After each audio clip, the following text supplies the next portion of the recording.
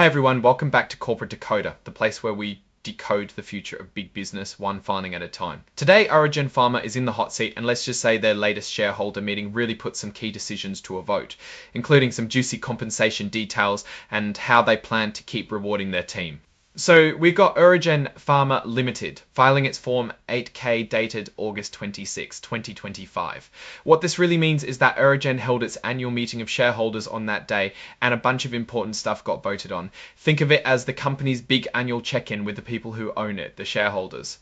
Now, the first big item on the voting agenda was all about how UroGen takes care of its non-employee directors and officers. Shareholders had to give the thumbs up to an updated and restated compensation policy. This policy basically lays out how much directors and officers get paid, and importantly, it was already approved by the board of directors back on June 30th, but it needed shareholder approval to really become official.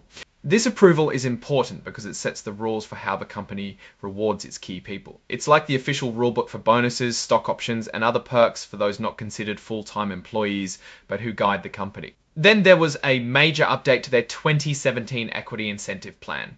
This plan is basically how UroGen gives its employees and sometimes directors a stake in the company through things like stock options or restricted stock. They needed shareholder approval to increase the number of shares available under this plan by an extra 2,000 shares. This signals the company's intention to use stock as a way to attract, retain, and motivate important talent. It's a big chunk of shares, so it shows a commitment to this compensation strategy. Now, let's get into how the actual voting went down for all these proposals. The company laid out the results for each vote, and it's quite informative.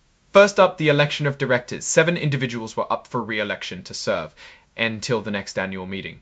All of them were elected, which means the shareholder base largely supported the current board.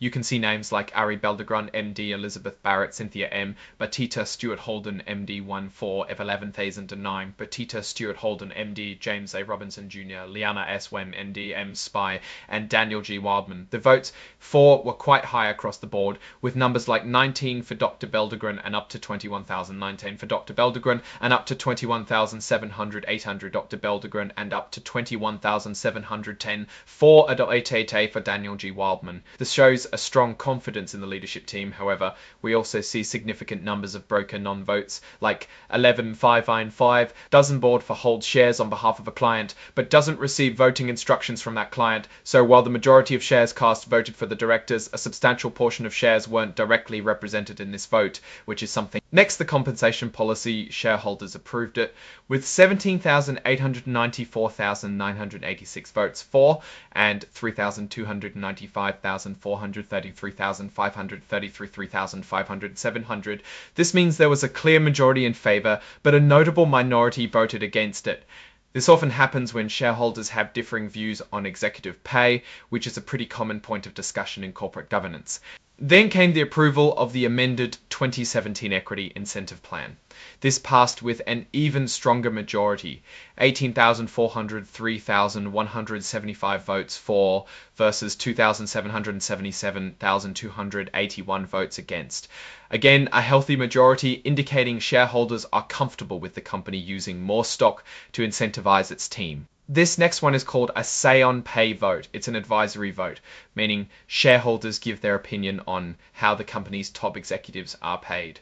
The results here were positive, with a significant 1,852,900 and 32,928 votes for, compared to 2,217 votes against.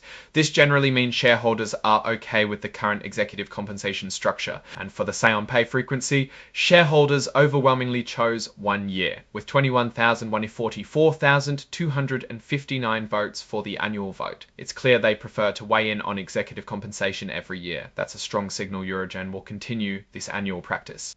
Finally, the company's choice of auditor shareholders approved, keeping PricewaterhouseCoopers LE as the independent auditor. This vote had a massive for count of 32,900, 22,800, with very few against or abstaining.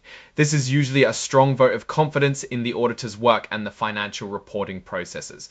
Notably here, there were no broker non-votes, meaning every broker that held shares provided instructions as to how those shares should vote on this particular matter. The filing also lists important exhibits like the actual, amended and restated non-MPLAC director and officer compensation policy and the UroGen Pharma Limited 2017 equity incentive plan as amended. These are the detailed documents that shareholders voted on, and the report is signed off by Chris Degnan, the Chief Financial Officer, on August 27th, 2025.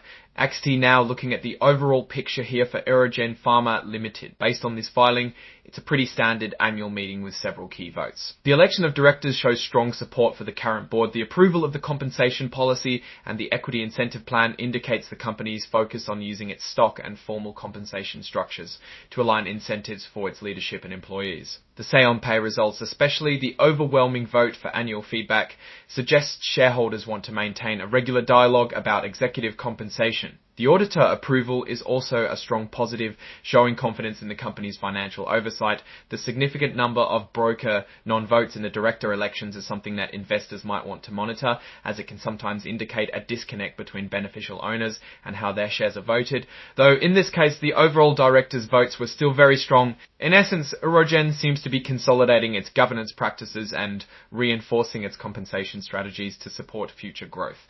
There aren't any major red flags popping up here, but the continued focus on equity incentives and explicit shareholder oversight on executive pay are key themes to watch as the company moves forward. Alright, that's our breakdown of UroGen Pharma's latest filing. What's your take on these shareholder votes and what they signal for the company's future?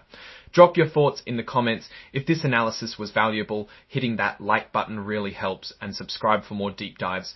Don't forget to check out the Discord in the description for more community discussion. Thanks for watching. See you next time.